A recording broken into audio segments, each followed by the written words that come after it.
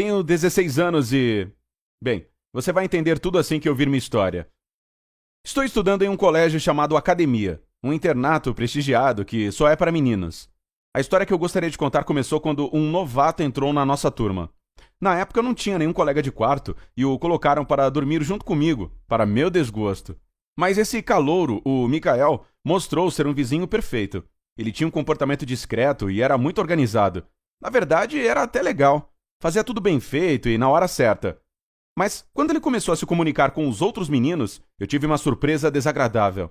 O assunto preferido dele eram meninas. Bem, não só meninas. Ele estava sempre falando sobre como elas ficavam loucas por ele, sobre os corações femininos que já tinha partido e sobre como elas quase brigavam feio só por causa dele. Ele era muito cheio de si e sentia vergonha alheia. Tirando isso, o Mikael era perfeito em tudo. E nós viramos bons amigos. Andávamos sempre juntos, exceto quando ele se juntava com outros meninos para fazer piadinhas sobre as garotas bobinhas e apaixonadas, que era como ele costumava chamá-las. E até lia as mensagens de texto da atual namorada em voz alta, só para tirar sarro dela e arrancar risadas da multidão que o cercava. Eu não participava disso, mas não vem ao caso. Nós continuamos amigos mesmo assim. Mas um problema acabou surgindo inesperadamente. Me dei conta de que tinha me apaixonado pelo meu colega de quarto. Não fazia sentido me declarar. Estava na cara que o Mikael só se interessava por meninas. Então, tentei me afastar dele, mas percebi que eu tinha me tornado uma espécie de sombra dele. Nós tínhamos os mesmos horários, participávamos das mesmas aulas e jogávamos os mesmos esportes. Outra coisa, o Mikael tinha começado a ser cada vez mais sincero comigo quando conversávamos. Um dia, ele me contou que foi o pai dele que o tinha mandado para aquele internato contra a sua vontade.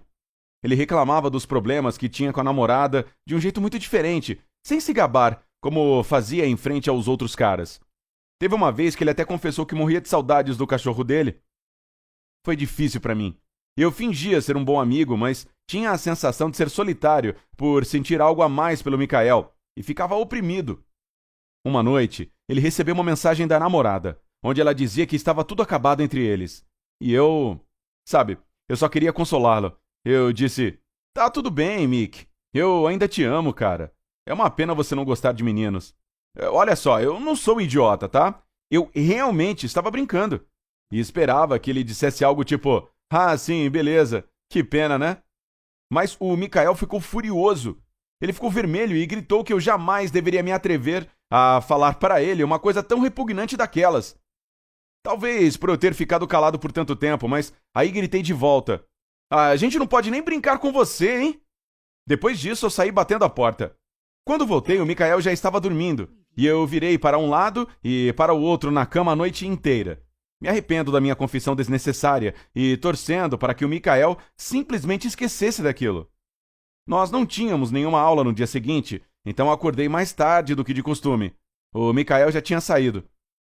Quando cheguei às quadras de esporte, quase fiquei surdo de tanto que os meninos estavam rindo. E demorei um pouco para perceber que todo mundo estava rindo de mim.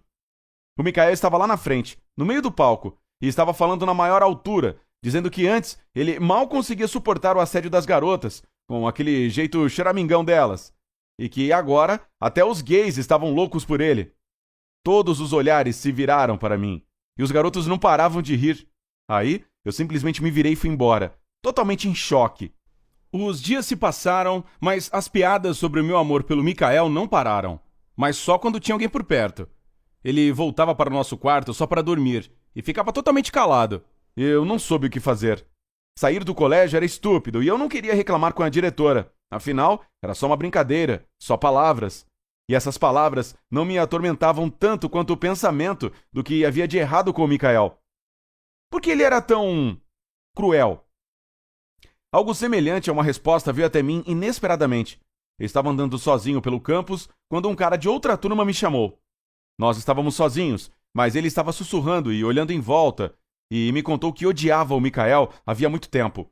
O Mikael saiu com a irmã dele durante um tempo, mas a largou. E por ela, esse cara ficou sabendo de uma informação sobre o Mikael, só que não sabia como usá-la da melhor forma. E agora, se eu quisesse me vingar por causa do bullying, era só perguntar ao Mikael, na frente de todo mundo, como estava o tio Eric.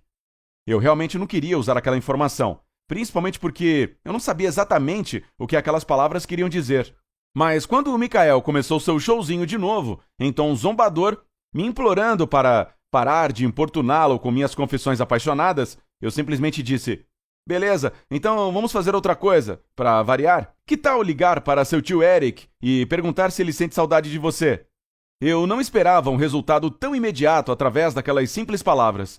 O Mikael se calou de uma vez e ficou pálido.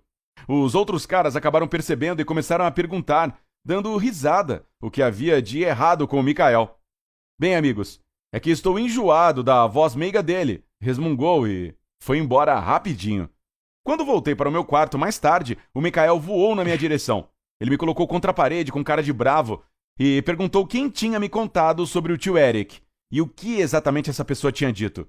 Bem, eu disse a verdade, que não sabia nada do tio dele além do nome e que eu não queria saber mais nada.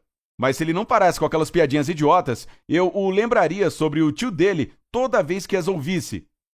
Ele me deixou em paz e as piadinhas pararam. Claro, nós deixamos de ser amigos, mas terminamos o ano em paz e fomos passar as férias em casa. No ano seguinte, o Mikael não voltou para o internato e eu ganhei um novo colega de quarto, um cara gordinho e falastrão. E enquanto ele falava, eu pensava no Mikael e percebi que eu não conseguiria parar de pensar sobre quem era aquele misterioso tio Eric. Eu encontrei o cara que tinha me dado aquela informação e pedi a ele para me contar tudo. E ele contou, mas me fez prometer que eu não diria a ninguém que era meu informante. Mas ele estava se preocupando à toa.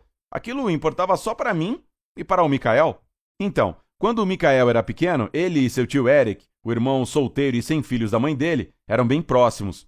Mas aí, quando a família descobriu que o Eric era gay, o pai do Mikael ficou furioso e proibiu Eric de sequer aparecer na casa deles ou falar com seu filho.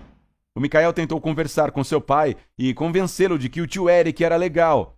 Mas o pai dele ficou ainda mais nervoso e disse que se o Mikael fosse tão legal quanto seu tio, ele daria um jeito de expulsá-lo de casa e de mandá-lo para a adoção.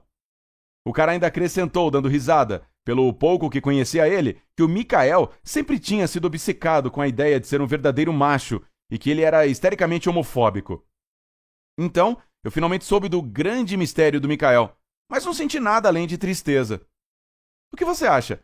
Será que algum dia ele vai perceber o papel de ridículo que está fazendo ao repetir os erros do pai? Por favor, conte para mim nos comentários e assista a outros vídeos